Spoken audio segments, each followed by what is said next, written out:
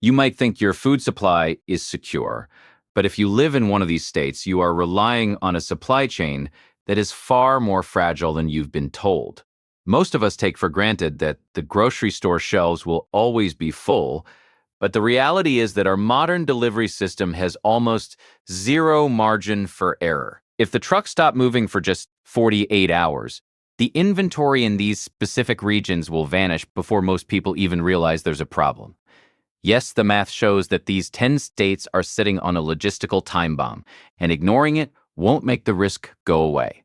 The first state on our high-risk list is Alaska, which faces the most extreme geographic isolation of any region in the country. Currently, estimates suggest that over 90% of the food consumed in Alaska is imported via ship, plane, or the Alcon Highway. If the port of Anchorage were compromised by a natural disaster, the state would face a catastrophic shortage within days. It is a stark reminder that physical distance is a massive liability in a modern collapse. You have to wonder why more people there aren't moving toward total local self-sufficiency. Hawaii follows a similar pattern, but with even fewer overland options for emergency resupply during a global crisis. As an island chain, it is almost entirely dependent on maritime shipping for its caloric needs and basic medical supplies. If the shipping lanes in the Pacific were ever contested or halted, the local population would exhaust its reserves almost immediately. The Olaf spirit is strong, but hunger has a way of turning even the best neighbors into desperate strangers. I really hope the local government starts prioritizing indigenous agricultural revival before it is far too late. Moving to the East Coast, New Jersey is a massive red flag due to its incredible population density and urban sprawl. While it is known as the Garden State, the sheer number of people per square mile far exceeds what local farms can produce. New Jersey relies on a complex web of bridges and tunnels that could easily become bottlenecks during a mass evacuation. If the trucks coming from the west are delayed, the just-in-time system here will fail faster than anywhere else. It makes me wonder if people realize they are living on a logistical powder keg. Massachusetts is another New England state that suffers from a severe lack of internal food production and storage. Most of its food travels hundreds of miles to reach the urban centers like Boston, passing through narrow transport corridors. Statistics show that the state only produces a tiny fraction of the food it consumes, making it highly vulnerable to fuel shortages. When the heating oil stops and the food trucks disappear, the cold winter months will become a fight for survival. We need to stop assuming that the grocery store is a permanent fixture of our modern lives. Florida is often overlooked because of its warmth, but its geography creates a peninsula trap for its massive population. There are only a few major interstate veins that feed the state, and these are the same roads used for evacuations. During a major hurricane or a national grid-down scenario, these roads become parking lots, blocking incoming food supplies. Florida's soil is also notoriously difficult for traditional staple crops, without heavy industrial fertilizers and constant irrigation. It is a beautiful place, but it is also a logistics nightmare waiting to happen during a real crisis. Nevada is a desert state that presents a unique set of challenges, specifically regarding the city of Las Vegas. The state is almost entirely dependent on California for its fresh produce and on the national grid for its water. If the power fails or the Colorado River reaches dead pool status, the food supply will be the least of their worries. However, the lack of local arable land means that without daily trucking, the state would be empty in a week. I find it hard to believe people still move there without a serious long-term survival plan. Arizona faces similar desert-related risks, with a population that has exploded far beyond what the local environment can sustain. The reliance on irrigation and climate-controlled transport makes the food supply chain here incredibly energy-intensive and very fragile. If the price of diesel spikes or the trucks are diverted, the heat will spoil what little inventory is left on the docks. Arizona is a prime example of human engineering defying nature, but nature always wins in the end. Are we really prepared to see what happens when the air conditioning and the food stop simultaneously? New York, particularly the metropolitan area, is perhaps the most famous example of a high-risk zone for food collapse. The city has a complex last-mile delivery system that is so tight that even a small snowstorm can cause visible shortages. If there were a coordinated cyber attack on the regional logistics software, millions of people would be without bread or milk overnight. The sheer volume of food required to feed NYC daily is a feat of magic that could vanish instantly. I often ask myself how many New Yorkers actually have more than 3 days of food stored. Rhode Island is the smallest state, and its size is its greatest weakness when it comes to self-reliant food systems. It lacks the massive acreage required for industrial-scale farming and depends heavily on its neighbors for almost everything. Because it is so small, it is often the last priority for federal disaster relief when larger states are also struggling. This small state neglect could lead to a localized famine while the rest of the country is still stabilizing. It is a dangerous gamble to live in a place that cannot even begin to feed itself.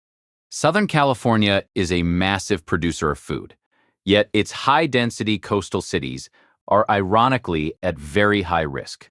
The problem here isn't the lack of food in the state, but the fragility of the infrastructure that moves it.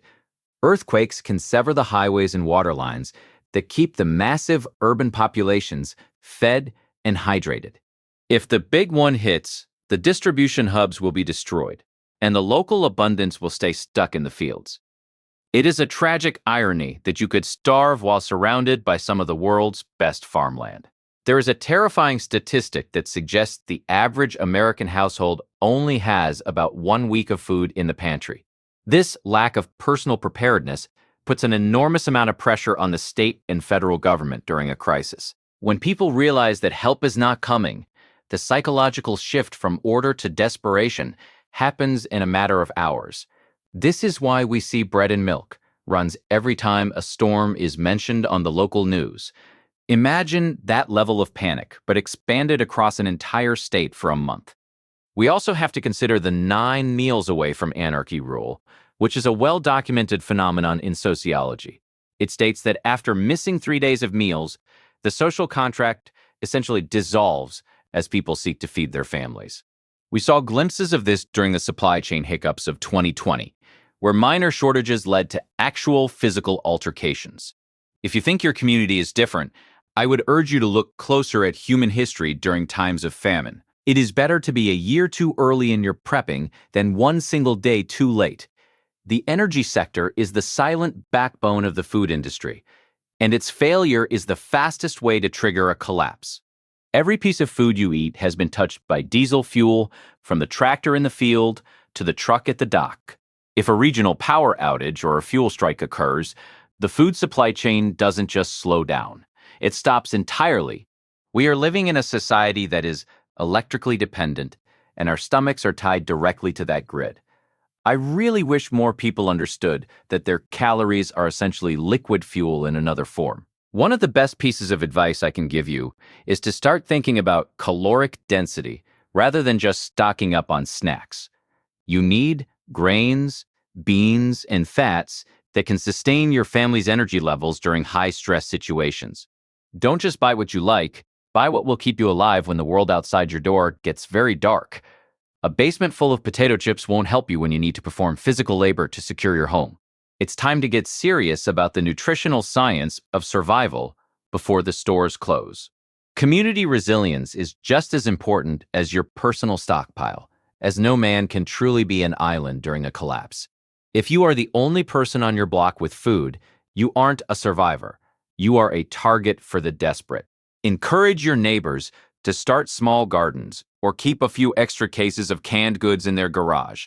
Building a culture of preparedness in your immediate area is the best way to ensure your own long-term safety.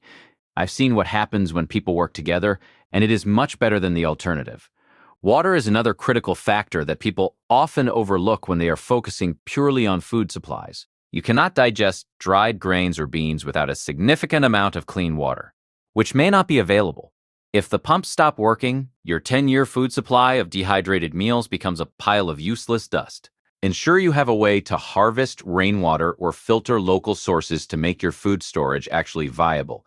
It's these small, scientific details that separate the successful preppers from those who are just hoarding.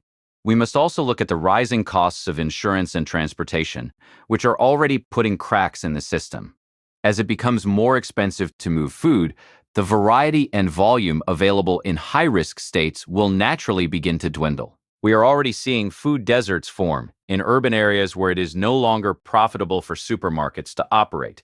This is a slow-motion collapse that is happening right under our noses while most people are distracted. I wonder if we will only notice the system is broken once it has completely stopped. In conclusion, knowing if you live in a high-risk state is the first step toward taking your family's future into your own hands. You don't need to be a millionaire to start prepping. You just need to be consistent and intentional with your resources. Start by adding 2 extra items to your cart every time you go to the store and learn how to store them. The peace of mind that comes from a full pantry is worth more than any insurance policy you can buy. Stay safe out there, keep your eyes open, and start preparing today. The world is changing fast, and the old certainties of always-on logistics are starting to fade into the past. By educating yourself on these vulnerabilities, you are already ahead of 99% of the general population. Don't let the fear of a collapse paralyze you.